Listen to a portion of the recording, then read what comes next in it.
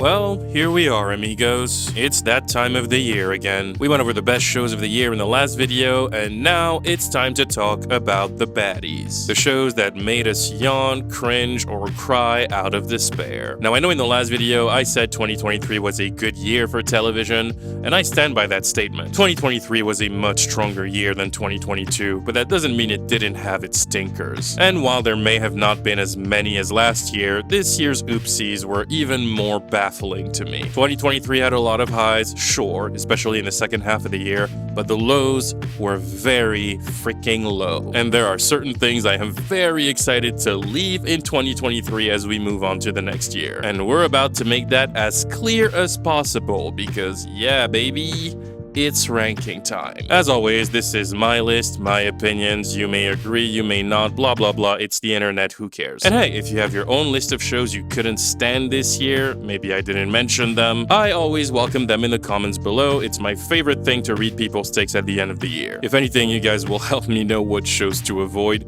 So thank you in advance, because I watched a lot of bad things this year, guys. I'm tired. And now it's time to say goodbye to those bad things, so sit back and get yourself a Kit Kat because we are counting down the top 10 worst TV shows of 2023.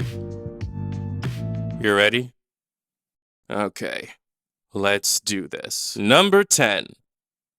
The Flash, Season 9. Well, that's a start to the list that seems obvious. Surprisingly, last year, there were no CW shows in the top 10 worst list, and that's mostly because I didn't really watch any CW shows that year. I'm told the Winchesters would have probably made the top 5, but regardless, of all the shows that could make it into this list, we all know the standard that was set by this network. It's kind of a no-brainer. So yeah, The Flash finally came to an end in 2023 after 9 long seasons, and I don't think anyone would disagree that it ended looking like a very pale shadow of its former self. I've already made a video about the downfall of The Flash, and I stand by everything I said in there, but when I made the video, the show was only in its 7th season, and I hadn't really paid attention to it since. So I decided to catch up with Season 9 to see how the show would end, and holy hell. Sure, it wasn't as aggressively terrible as Season 7, and we were treated to a surprisingly fun episode that marked the return of Oliver Queen for some good old Arrow nostalgia, but even with all of that taken into consideration, there is just no denying that The Flash gave its last breath as a Kidz Bop version of itself. An unrecognizable caricature desperately forcing to build some payoff by awkwardly trying to link itself back to its better days,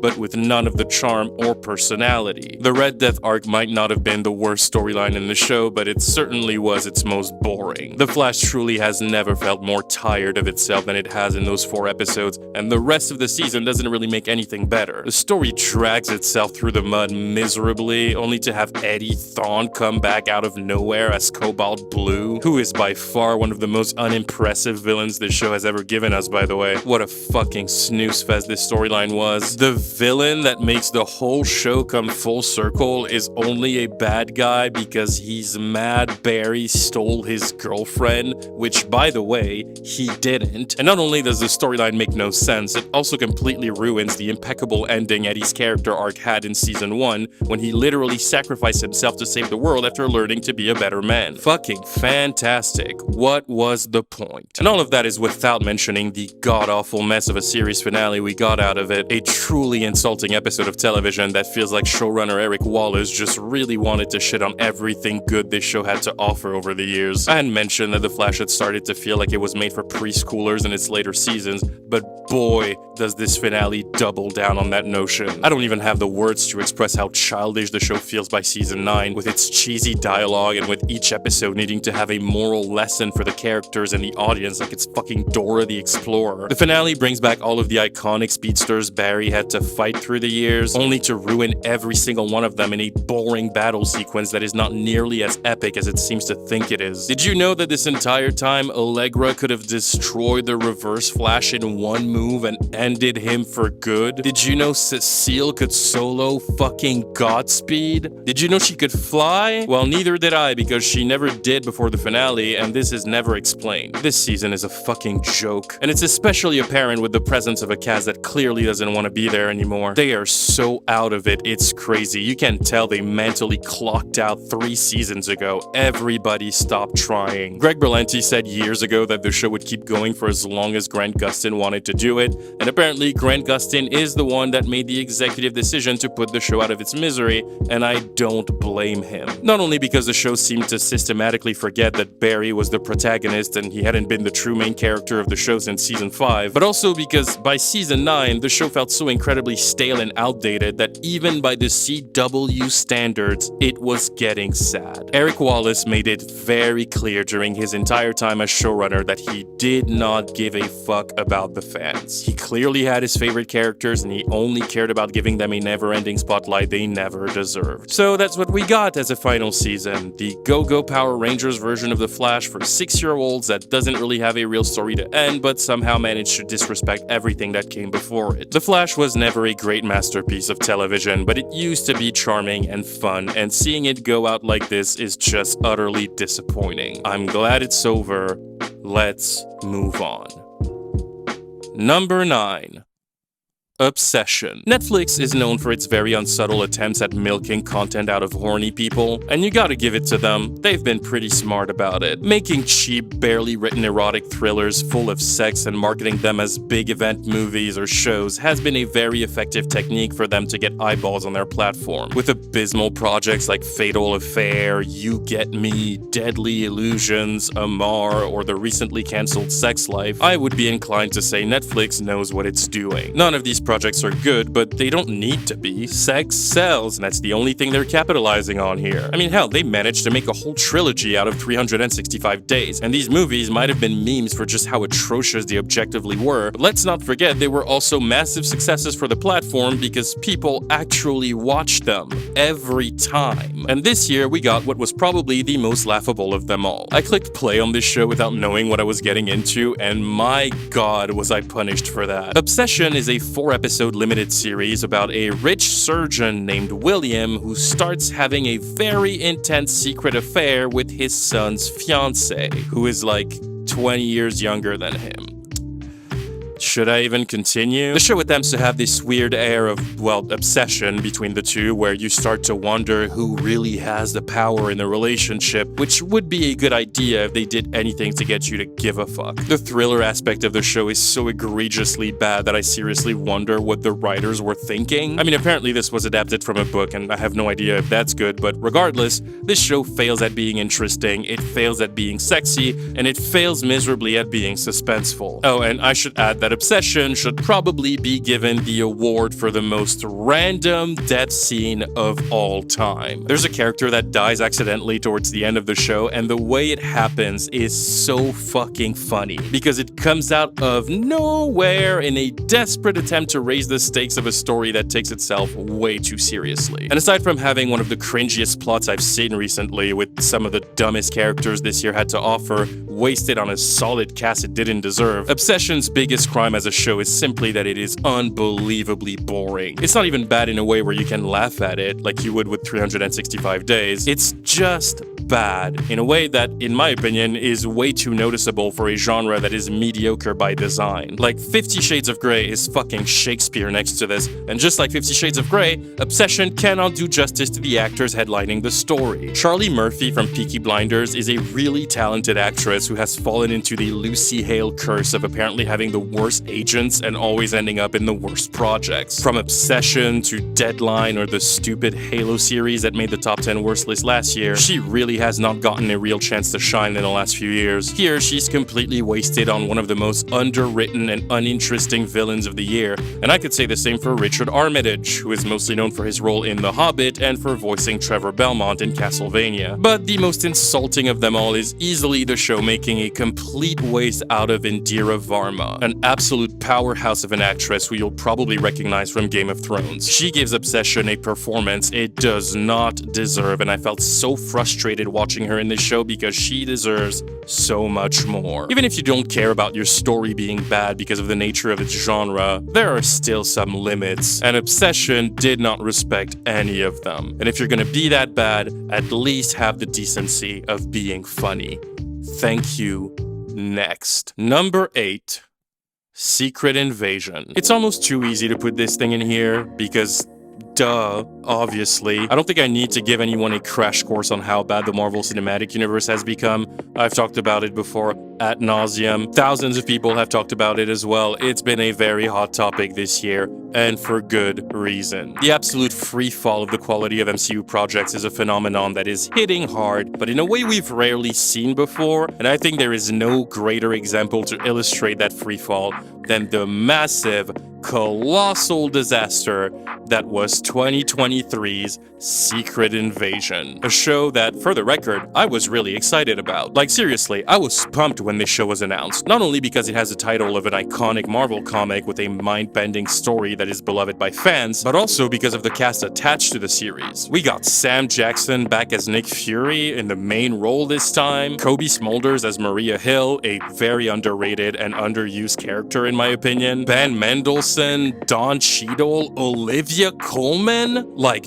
dude. And of course we got the long-awaited debut of Emilia Clarke in the MCU, which a lot of people were really excited to see, me included. I mean really, with this cast alone, there was a recipe being built here to create something absolutely wild with this show. The problem was literally everything else. You know what I always say it with me kids, at the end of the day, bad writing never wins. And oh boy, is this a perfect example. I have absolutely no idea how Secret Invasion turned out this bad. Genuinely, it left me kind of puzzled. I've talked about this before, but I have a personal rule to never judge a show by its pilot. Sometimes they can be a little slow in the necessity of setting up characters and plot points. Sometimes the style of the show hasn't quite found its footing yet. You get the idea. It's normal for pilots to not be perfect. So despite the fact that I was kind of bored during the entirety of the first episode, I was determined to give Secret Invasion the benefit of the doubt. But the longer I watched, the more I just had to admit it to myself.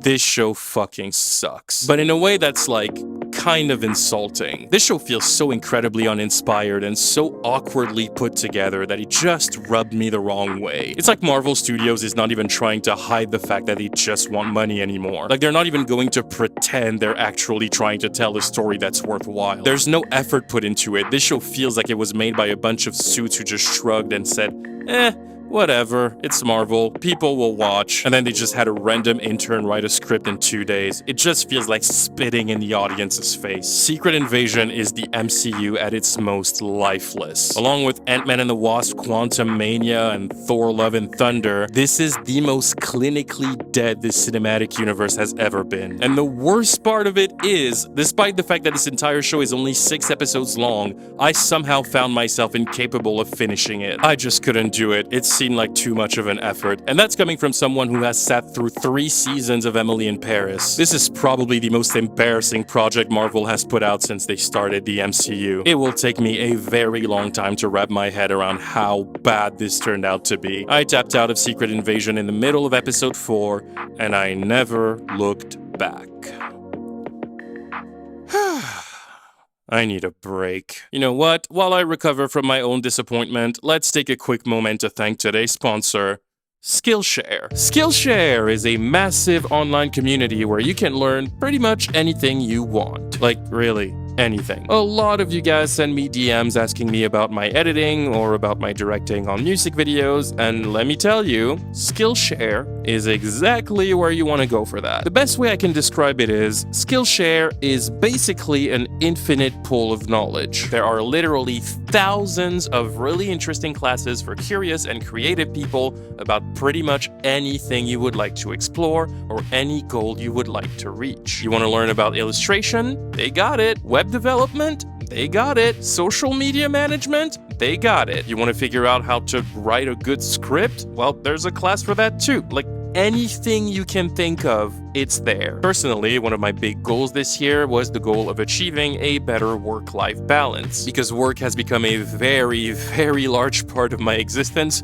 and I want to be able to find a good middle ground to be present in other aspects of my life. So it's been really helpful to discover the productivity and time management classes curated by Skillshare to help me figure things out. I'm also fascinated with animation, and I've been thinking more and more about making my own, and this class by Danny Fisher-Shin has been the perfect starting point I've been looking for to get into it. Honestly, no goal is too small with Skillshare. You can find a class to learn anything. And you know what? You guys are in luck, because the first 500 people to use my link in the description will be able to get a month free trial of Skillshare. Dude, it's easily the best deal they've ever had. You can go and explore the platform and learn about anything that is of interest to you for an entire month for free. Anything you want, the whole thing will be at your disposal. So this is your chance to go and explore any topic you're curious about. So check out the link in my description,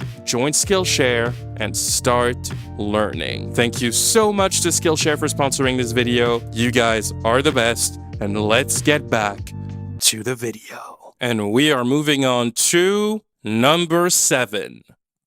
Gotham Knights. Jesus. 2023 really has been an abysmal year for superhero content. Thank God Loki Season 2 came in to somewhat help the genre keep some sort of dignity, but it was working against an army of bullshit projects that cursed almost every single month of the year. And this joke of a series is one of its biggest offenders. Gotham Knights is fascinating not only because of how bad of an idea it was to begin with, but also because it acts as the last dying breath of a network desperately trying to cling on its past successes. If you don't know, the CW has finally admitted defeat and was bought by another company that completely wiped it. It turns out this network had never been profitable for Warner Brothers. It lost money consistently for 16 years, and finally someone decided it was time to pivot. Truly the end of an era, but right before the massive change, the CW decided to try one last time to capitalize on DC properties they had lying around by dealing with their same never-ending frustration of not being able to use the characters they want to use, a frustration that very much shaped their DC universe on TV. They wanted to make a Batman show in 2012, but they weren't allowed to use the Batman character, so they took the Green Arrow instead and made him Batman. They still wanted to make a Batman show 7 years later, but they still weren't allowed to use the character, so they made a Batwoman show instead. And in 2023, they still weren't allowed to use the Batman character, so they decided to make a show about Batman's son. And no, I'm not talking about Damian Wayne, but instead a new original character that does not exist in the comics. Gotham Knights tells the story of Turner Hayes, Bruce Wayne's adopted son, who is framed for the murder of the Batman, aka his father. Yeah, Batman is dead in this show. So Turner, along with a bunch of misfits, including a girl who is believed to be the Joker's daughter, go on a mission in the streets of Gotham City to solve the murder and clear their names. Oh my fucking god. When I say this show was a bad idea, I mean it. I'm very much of the opinion that most stories have an angle to be told in an interesting way. Emphasis on most. Sometimes some stories are obviously not going to work out, and this is one of them. Gotham Knights is such a bad concept that I genuinely wonder how this project was greenlit. I really do not understand how this was made. And it really cranks up all of the negative CW tropes the internet is familiar with to 11. This show is just misery to the highest level. It is dreadfully directed, the story is atrocious, the writing is so fucking bland, the acting is awful, the action sequences are some of the most boring I've seen in a while. There's absolutely nothing to salvage this thing. It is completely devoid of anything that even resembles a personality. It's flat and insincere, and it doesn't seem to believe in itself. The show aimlessly drags through its 13 episodes as if it knew it would get cancelled immediately. It's truly the definition of dead on arrival. And as it stands, Gotham Knights is not only the worst CW show to come out this year, it's also one of the worst CW shows ever made. And the bar is very high when it comes to bad CW shows, so you know that is saying something. Okay. Thankfully, I think we're done with superheroes for this list. We can now safely move on and leave all of this bullshit behind. Thank God. Number 6. Gossip Girl Season 2. Nobody should really be surprised by this entry. I mean, honestly, I'd be surprised if you didn't expect it to be here. I've been very open about the fact that the Gossip Girl reboot is my least favorite show of all time, and this one is gonna be quick because I've already made 2 videos explaining why this sad excuse for a television program didn't work out, but let's talk about it for a second. I should probably start by saying that, genuinely, as of December of 2023, I honest to God cannot think of a single TV series that is more creatively bankrupt than the Gossip Girl reboot. This show is an A-grade representation of everything I despise about the current state of the industry. I hate it with every atom in my being. The simple fact that it exists infuriates me to no end. But despite feeling what I could only describe as galactic disgust towards the first season of this reboot, I did decide to give season 2 the benefit of the doubt. After all, the show had been criticized into oblivion by pretty much anyone who watched it. It was so incredibly bad that it could only get better from there, right? Nope. If anything at all, Gossip Girl Season 2 is made impressive by its complete refusal to improve. I have rarely witnessed a show so willing to double down on its own incompetence, and I'm not even saying that as a dig on the show itself as much as I'm saying it as a dig to the showrunner. Joshua Safran truly drove this thing into a wall at light speed, and he did it proudly too, mostly by very loudly clapping back at literally anyone who had something negative to say about the show on Twitter, which I would let it slide if his responses made sense, but it's also worth pointing out that most of his takes about what people got wrong about the reboot were justified by blatant lies. And yes, the story is garbage, the characters suck, the acting is bad, and it's all made even more apparent by the show making it its life mission to repeatedly fail to give the spotlight to the only 2 actresses in the cast who actually deserved it. Zion Moreno and Savannah Lee Smith were too good for this show, and even if they were to get their own spin-off as main characters, I certainly could not feel any sense of hope for them if Joshua Safran was to be involved. But I guess the most impressive thing about Season 2 is just how invisible it managed to be. Most people were not aware this show had an entire second season out, and between the unflattering headlines and Joshua Safran miserably begging people to watch the show on Twitter, I don't think anyone is surprised that the Gossip Girl reboot was cancelled by HBO Max and wiped out of existence as if Thanos had snapped his fingers. And even funnier, HBO didn't even think it was worth waiting. They cancelled the show a few days before the finale aired. They weren't even willing to wait for the season to be done. And you know how I feel about cancellations. I am not one to cheer for a show's cancellation, but I'm gonna allow myself one exception, and it's this one. Fuck this show. Good riddance. Next. Number 5. Fear the Walking Dead, Season 8.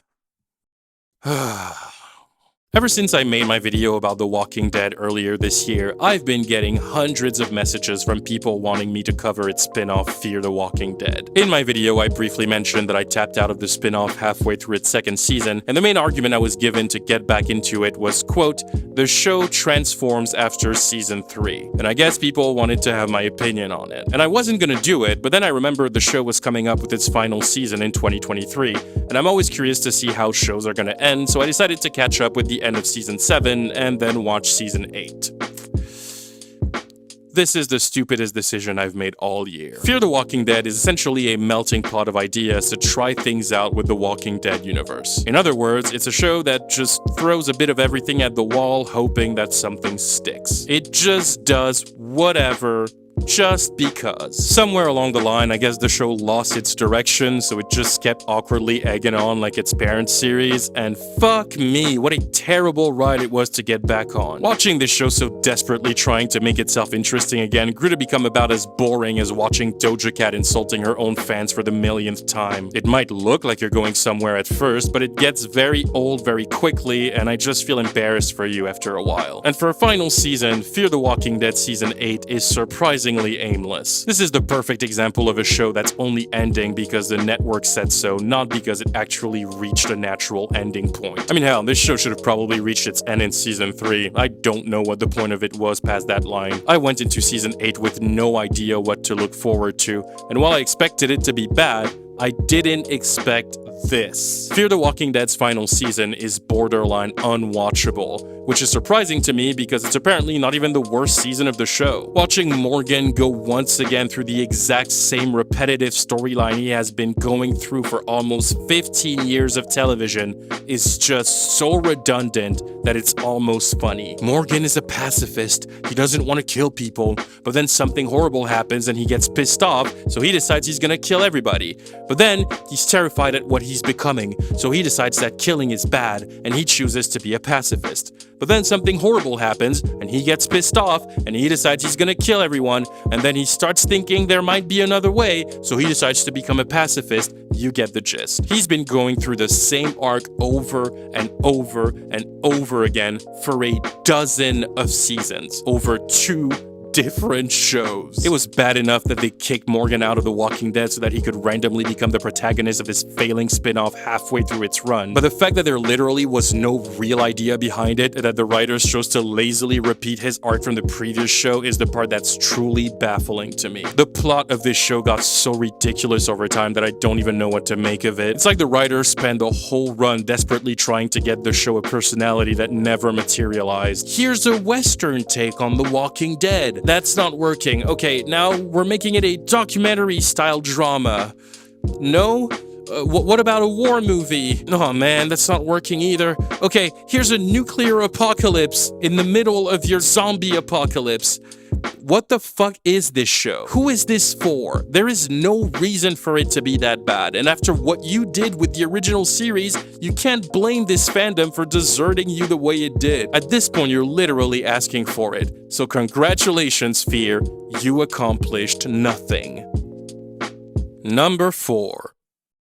The Crowded Room. Every once in a while, I hear about the production of a project that I will find very intriguing, and I will put a pin on it. I will closely follow the progression of it and patiently wait for it to be released. This year, that project for me was The Crowded Room, a thriller based on a true story starring Tom Holland, Amanda Seyfried, Jason Isaacs, and Emmy Rossum. Truly stacked cast. I was sold before I even knew what the project was about. I really wanted to like this show, and I'm almost annoyed that I didn't, because I really like Tom Holland, and you can tell when watching The Crowded Room that he really gave it everything he had. Like, the guy is really trying. Tom Holland has been working his ass off to show his range as an actor and prove to the world that he can be legit for something other than Spider-Man. Between Cherry, where he plays a war vet with PTSD, The Devil All the Time, where he plays a troubled orphan stuck in a cycle of violence, this show, and the fact that he's apparently slated to play Fred Astaire in an upcoming biopic, you gotta give it to him. He's making a real effort to take on roles that will challenge him,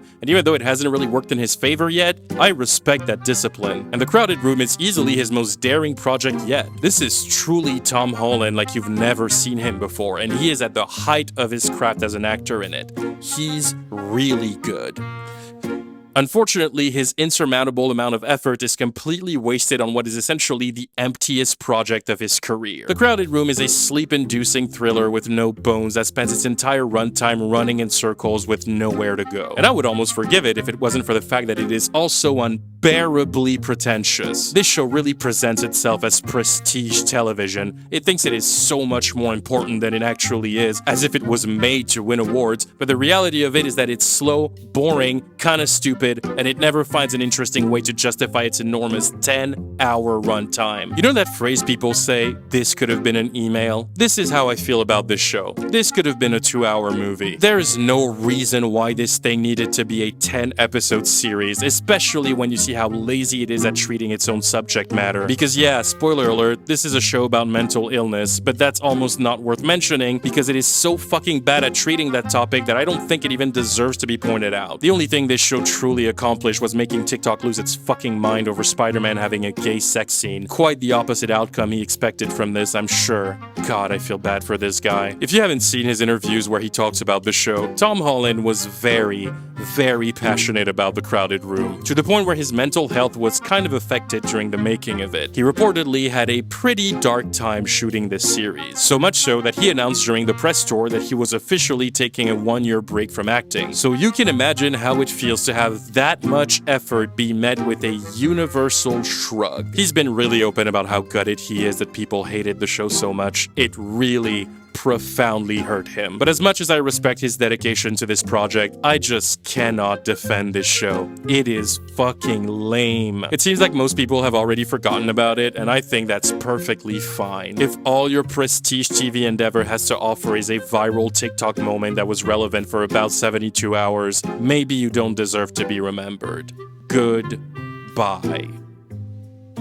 Number 3.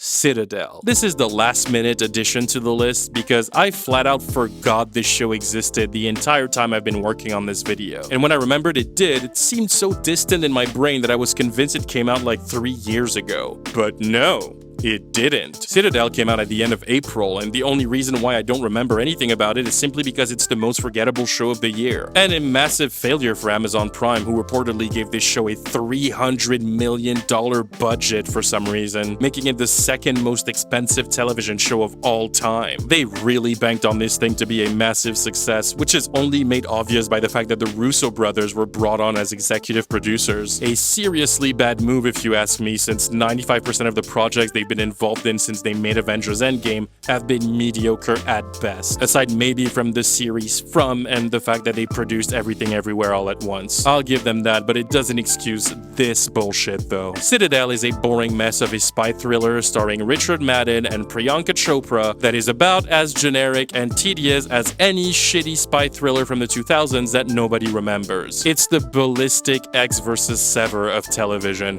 and if you don't know what Ballistic Ecks vs. Sever is, exactly. And it doesn't need much time to show you how lame it is. Citadel sets the tone almost immediately when it comes to its awfulness. The first 10 minutes of the show alone are riddled with so many tired cliches it's probably a new Guinness World Record. From the artificial, sexy tone, terrible dialogue that is not nearly as witty as it seems to think it is, to action sequences so boring even Gotham Knights looks like John Wick next to it, there isn't much to latch onto here. And of course, we are greeted with the immediate establishing of a sluggish and forced romantic tension between two protagonists that have virtually no chemistry. It's a fucking bore. The very first scene of Citadel sends a very clear message right away. Everything this show has to offer, you've seen elsewhere, done better. This is the cheap knockoff of every spy action flick you've ever seen. And it's probably not a surprise that this show turned out as botched as it did, because it reportedly had a very troubled production that involved a showrunner being fired in the middle of shooting and then being replaced by another one, which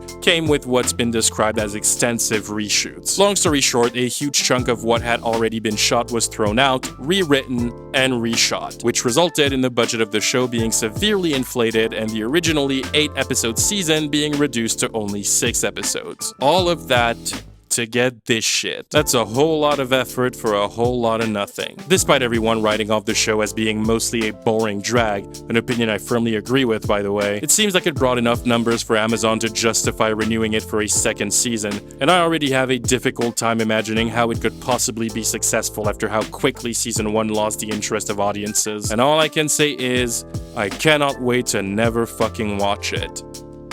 Let's move on. Number 2. Velma. Mindy Kaling is talented. I think it's difficult not to admit that. She's witty, she's a better actress than people give her credit for, she's proven herself to be a solid writer too, she's got skills, and she's been involved in a number of critically acclaimed projects. I don't like her. I couldn't tell you specifically why, there isn't a single specific reason, but she just never landed for me. I didn't care for the Mindy Project, I didn't care for Never Have I Ever, and I certainly do not give a flying fuck about Velma, which is easily the worst project she's ever been a part of. And I understand that she's a controversial figure. She apparently has a history of saying and writing very creepy things. So we had this one actor on the show named Lee Pace. We had to do this flashback sequence where we were in bed together in college. He's so tall and he's so handsome that in the middle of it, she was just supposed to be like, "What do you think, Mindy?" And I was like, and I looked around and I improvised just kissing him in the scene, which was not in the script. It's not that, see, you just went for it. You just started kissing that guy. And then he reacted like that, and I pretended it didn't happen. And then I walked backstage, we have 2 writer-producers, and they were like, "Hey man, what are you doing? You could be sued for that." And I got very scared, and then I said, "Tell anyone and you're fired." So... Calling the police.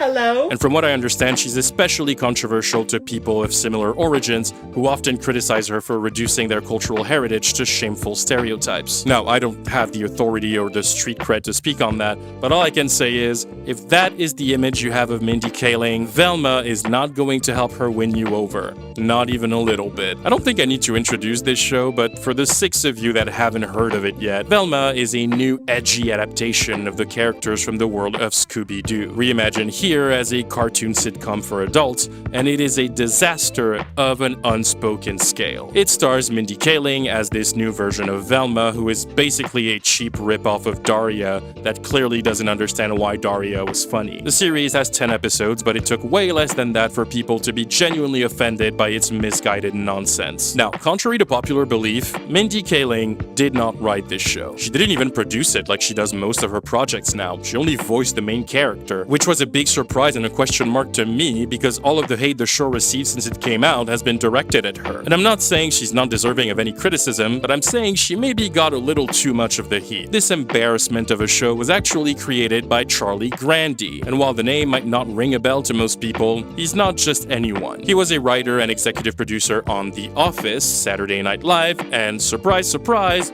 The Mindy Project. He developed Velma at HBO Max and wrote it with a team of writers who worked on other iconic shows like Brooklyn Nine-Nine, The Simpsons, and BoJack Horseman. So how this show turned out to be this bad is a complete mystery to me. Velma truly is a disaster. It doesn't work as a comedy, it doesn't work as a self-deprecating parody of Scooby-Doo, it doesn't work as a satire of fucking society. It's just a really stupid show that thinks it's really clever. It's really 10 episodes of Velma being a cynic and hating everything. She hates the internet, she hates the film industry, she hates women, she hates men, and she spends way too much time on this show reducing lesbians to overused stereotypes and repeating incessantly that men with small dicks are like worthless human beings. Because I guess in this world, body shaming is still politically correct as long as it's not directed at a woman. And the thing is, you can make a show about a cynical asshole who despises the world and make it work with humor to pass on some commentary about society or whatever. It's not a wild idea, it's not reinventing the wheel, but this show completely fails at doing that. It never seems like the show's humor is trying to make a point, it's just reductive for the sake of it. It has nothing to say, nothing to offer. I genuinely find this project embarrassing for everyone who was involved. I tapped out of Velma 7 episodes in, and my condolences to anyone who found the strength to watch the remaining 3 episodes. You people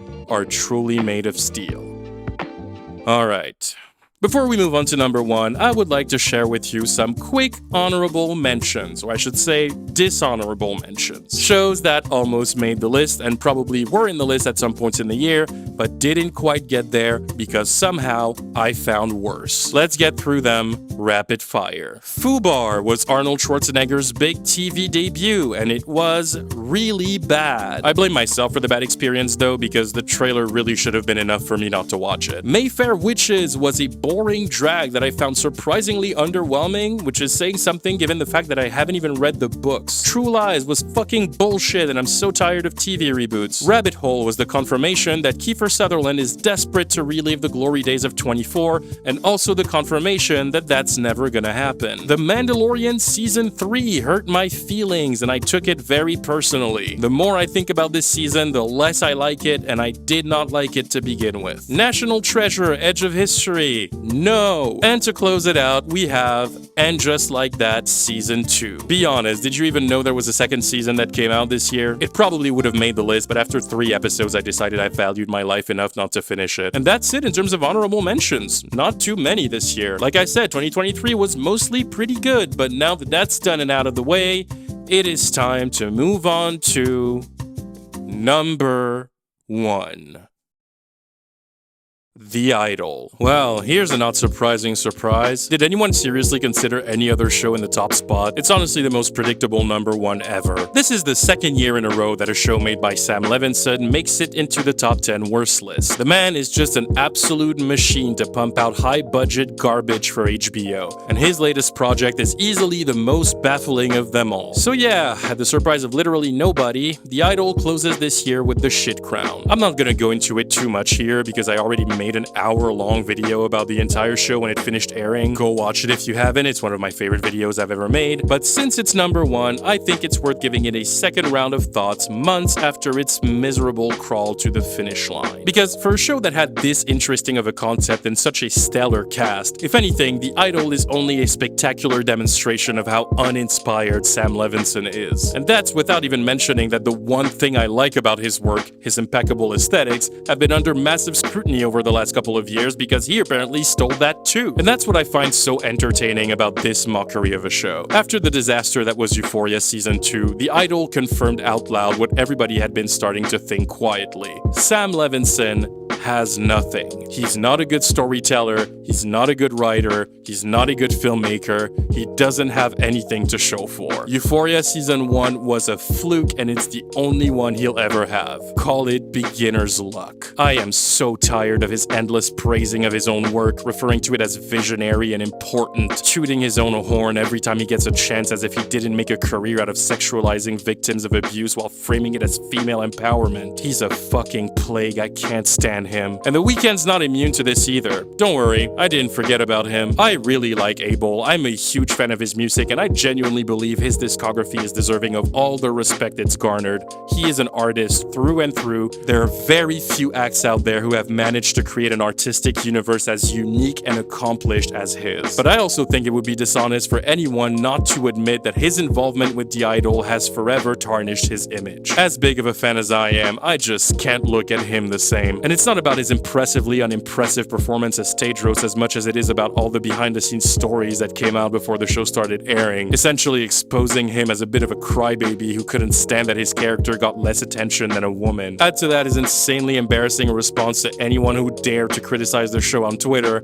and you got yourself the perfect recipe to ruin the godlike mystery you spent a decade building around your art. Sam Levinson was already a loser in the eyes of most people when this show came out, so nothing about his case was surprising to me. But the fucking Weeknd turning out to be so incredibly petty was not on my bingo card. Because given all the reported behind-the-scenes drama in the press, you know the making of this show was all about unchecked male ego. A show about an abused woman made by two men who were desperate to get the spotlight and make it all about themselves? Shocker! It was just a glorified dick measuring contest. I'm about as sure of that fact as I am that Fifth Harmony was never a good band. There isn't a single redeeming thing to point out about The Idol. Everything about it is a flagrant display of how vanity completely destroyed a story that initially had good intentions. If anything, I'm glad Amy Seimetz was kicked out. This show did not deserve her, nor did it deserve the incredible cast it dragged through the mud. You'd think HBO would perceive the cancellation of the show as their door to cut ties with Sam Levinson, but it seems like they're not done with him yet. Apparently, we're not getting Euphoria Season 3 before 2025, so if anyone wants to place bets on where it will rank in the top 10 worst list that year, I am all ears. But as far as 2023 goes, yeah, it doesn't get much more embarrassing than this. If I'm still around in 2029, I might just make a video about the 10 worst TV shows of the decade. And so far, the only series I am convinced is going to be in that list is The Idol. Goodbye. And there you go, friends. The top 10 worst TV shows of 2023. Jesus, what a year. As always, if there are shows on your list that didn't appear in mine, feel free to let me know in the comments down below. I am signing off for 2023. Thank you all again for spending another year with me here on YouTube. This year was particularly fun and I cannot wait to see what next year brings. I have so many fun surprises in store. It's gonna be a wild ride. And as always, I hope you had a great time during the holidays. I hope it was cozy and warm and full of love, and I will see you guys very soon. Happy New Year, Space Ninjas. But if you know, you know.